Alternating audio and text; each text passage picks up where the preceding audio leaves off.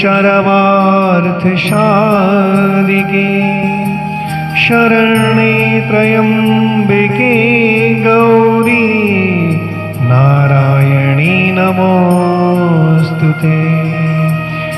ॐ जयन्ती मंगला काली भद्रकाली कपालिनी दुर्गा क्षमा शिवा धात्री स्वाहा स्वधा नमोस्तुते।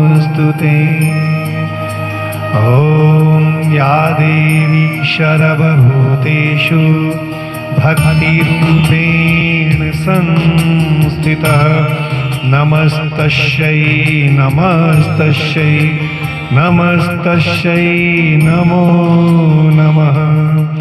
ॐ या देवी सर्वभूतेषु शक्तिरूपेण संस्थितः नमस्तस्यै नमस्तस्यै नमस्तस्यै नमो नमः।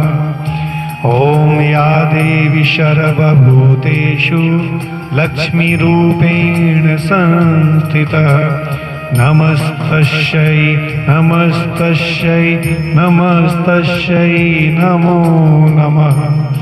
ॐ या देवी सर्वभूतेषु विद्यारूपेण संस्थितः नमस्तस्यै नमस्तस्यै नमस्तस्यै नमो नमः।